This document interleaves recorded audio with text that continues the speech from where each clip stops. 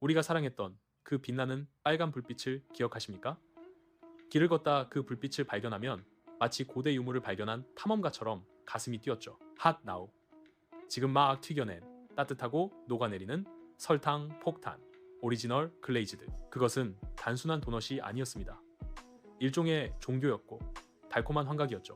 이 도넛 하나를 사기 위해 우리는 줄을 섰고 이 경험을 위해 몇 킬로미터도 마다치 않았습니다. 도넛을 한 입 베어 물면 얇은 설탕 코팅이 파삭 깨지고 따뜻한 빵이 입안에서 녹아내리는 그 순간 세상의 모든 근심이 사라지는 듯했죠. 한때 도넛 시장을 지배했고 맥도날드와 스타벅스의 아성에 도전했던 이 전설적인 브랜드 크리스피 크림. 하지만 지금 그들의 핫나우 불빛은 어디에 있습니까? 이제 크리스피 크림은 편의점 냉장고 구석에서 이름 모를 자파와 함께 먼지를 뒤집어 쓰고 팔리는 신세가 되었습니다. 도넛계의 왕좌에서 재고 처리, 신세로 전락한 비극. 대체 크리스피 크림에 무슨 일이 벌어진 걸까요? 크리스피 크림은 1937년 노스캐롤라이나의 한 허름한 건물에서 시작되었습니다. 창립자 버논 루돌프는 프랑스 뉴올리언스의 비밀 레시피를 가지고 도넛을 만들었습니다. 처음에는 동네 식당에 납품하는 B2B 사업이었습니다. 그런데 매장 밖을 지나던 사람들이 이 미칠 듯한 도넛 냄새를 참지 못하고 문을 두드리기 시작했습니다. 제발 우리한테도 좀 팔아줘. 결국 루돌프는 건물 외벽에 구멍을 뚫고 따뜻한 도넛을 직접 판매하기 시작했습니다. 이것이 바로 핫나우 마케팅의 전설적인 시작입니다. 다른 도넛들은 차갑고 퍽퍽했습니다. 하지만 크리스피 크림은 달랐습니다. 그들은 경험을 팔았습니다. 갓 튀겨낸 뜨거운 도넛을 무료로 맛보게 해주는 시식 전략. 오직 매장에서만 느낄 수 있는 뜨거움에서 오는 독점성. 그리고 도넛 제조 과정이 통유리로 투명하게 공개되는 볼거리. 마치 예술가가 작품을 만드는 과정을 지켜보는 듯했죠. 한국에 상륙했을 때도 마찬가지였습니다. 오플러는 기본이었고 크리스피 크림 한 박스는 최고의 선물이었죠. 너무 달아서 하루에 한두 개만 먹을 수 있었지만 그 달콤함이 주는 만족감은 대체 불가능했습니다. 크리스피 크림은 단순한 도넛 회사가 아니라 팬덤을 가진 컬트 브랜드로 성장했습니다. 그들은 매년 10억 개의 도넛을 팔아치웠습니다. 2000년대 초반 이 회사는 돈을 찍어내는 기계나 다름없었죠. 이 전설적인 성공 스토리는 2000년 월스트리트의 화려한 조명 아래에서 정점을 찍습니다. IPO, 기업 공개. 크리스피 크림은 마침내 미국 증시에 상장되었습니다. 모두가 글레이즈드 도넛 신화에 투자하고 싶어 했습니다. 하지만 이때부터 크리스피 크림의 배는 항로를 이탈해 산으로 가기 시작합니다. 그들의 몰락은 이 IPO 직후의 대박병에서 시작되었습니다. 상장 후 크리스피 크림 경영진의 유일한 목표는 단 하나였습니다. 주가 상승. 주가를 올리는 가장 확실한 방법은 무조건적인 성장과 확장입니다. 당시 CEO였던 스콧 리비츠키는 전설적인 핫 나우 정책을 폐기하고 오직 숫자 불리기에 집중했습니다. 크리스피 크림의 핵심은 매장에서 갓 나온 따뜻한 도넛이었습니다. 그런데 경영진은 성장 속도를 높이기 위해 도넛을 미리 대량으로 생산해서 슈퍼마켓과 편의점에 납품하기 시작했습니다. 이건 마치 루브르 박물관에 모나리자를 동네 인쇄소에서 복사해 파는 것과 같습니다. 따뜻함도 없고 바삭함도 사라진 퍽퍽하고 식은 글레이즈드 도넛. 이것이 소비자들이 편의점에서 마주한 크리스피 크림의 현실이었습니다. 소비자들은 혼란에 빠졌습니다. 내가 아는 크리스피 크림은 이런 맛이 아닌데? 핫나우라는 브랜드의 영혼이 차가운 플라스틱 포장재 안에 갇혀버린 순간입니다. 크리스피 크림은 도넛 제조가 아닌 프랜차이즈 권리 판매에 집중했습니다. 본사는 가맹점들에게 엄청난 비용을 받고 프랜차이즈 권리를 팔아치웠고 그 돈으로 단기적인 매출을 부풀렸습니다. 여기에 더해 가맹점들이 도넛을 만들 때 사용하는 반죽 믹스와 도넛 제작 기계까지 본사가 독점적으로 판매했습니다. 이게 무슨 문제냐고요? 가맹점들은 도넛을 많이 팔아서 돈을 벌기보다는 본사에서 비싼 믹스와 기계를 사서 본사에게 돈을 대주는 구조가 되어버렸습니다. 가맹점주의 부담은 기하급수적으로 늘어났고 이들은 생존을 위해 도넛 품질 관리를 포기하기 시작했습니다. 핫나우 불빛이 들어오는 매장 수가 급격히 줄었고 소비자들은 점차 크리스피 크림 매장 자체를 신뢰하지 않게 되었습니다. 본사가 가맹점과의 상생이 아닌 가맹점을 현금 인출기로 취급하기 시작한 순간 이미 몰락은 예정된 것이었습니다.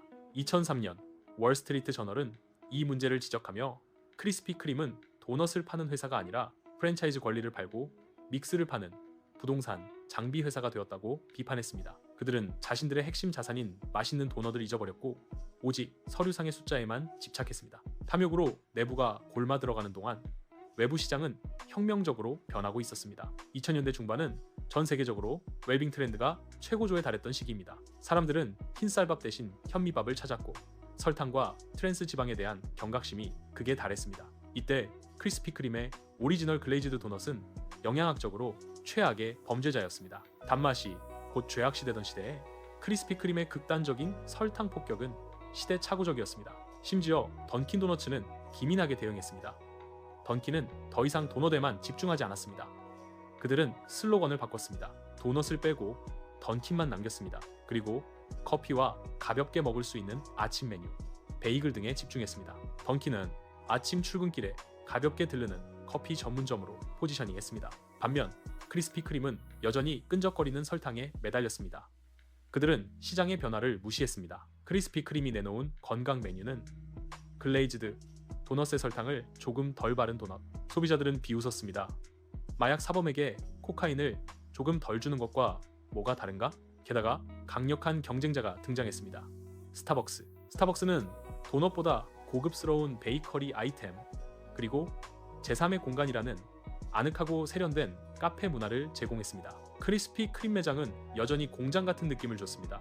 뜨거운 도넛 냄새는 더 이상 매력이 아니라 지나치게 달고 기름진 냄새로 인식되기 시작했습니다. 소비자들은 일주일에 한 번 찾아가는 성지에서 일상에서 마시는 커피로 소비 패턴을 바꿨습니다.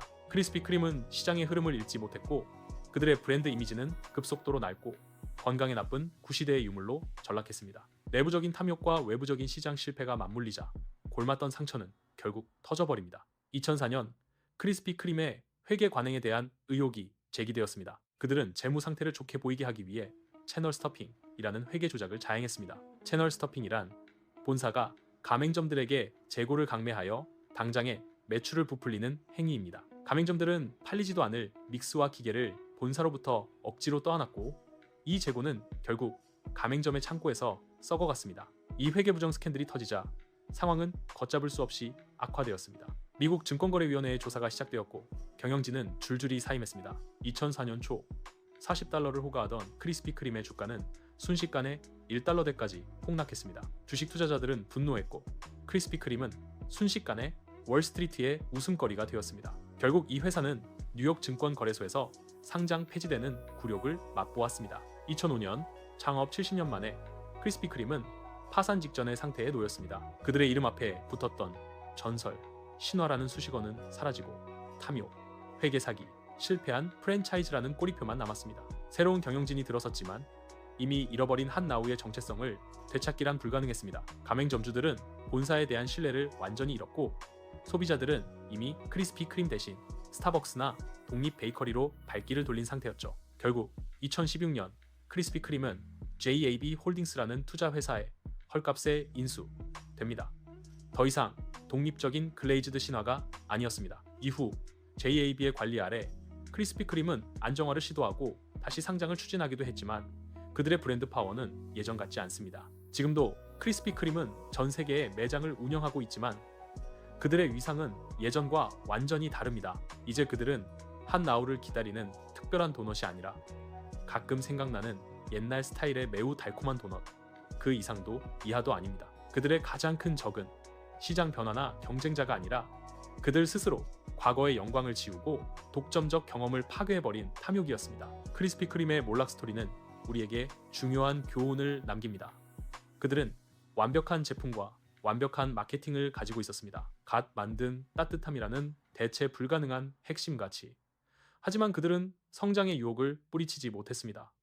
빨리, 더 크게, 더 많이. 오직 이 목표만이 그들의 머릿속에 가득했습니다. 가장 치명적인 오류는 자신들의 성공 공식인 희소성과 독점적 경험을 스스로 파괴했다는 점입니다. 마트에서 퍽퍽한 도넛을 팔기 시작했을 때 그들의 영혼은 이미 죽은 것이나 다름없습니다. 이것은 비단 도넛 회사만의 이야기가 아닙니다. 수많은 프랜차이즈와 기업들이 단기적인 뻥튀기 매출의 유혹에 빠져 본질적인 품질과 고객 경험을 희생합니다. 결국 그 대가는 혹독했습니다. 크리스피 크림의 핫 나우 불빛이 다시 빛나기 위해서는 단순히 마케팅 슬로건을 바꾸는 것이 아니라 그들이 한때 제공했던 달콤함의 성지순례 경험을 소비자에게 다시 돌려주어야 할 것입니다. 다음 시간에도 한때 세상을 지배했지만 결국 몰락의 길을 걸은 또 다른 전설적인 기업의 이야기를 파헤쳐 보겠습니다. 구독과 좋아요, 알림 설정은 다음 영상을 제작하는 데 큰 힘이 됩니다. 여러분의 생각은 어떠십니까? 댓글로 의견을 나눠주세요.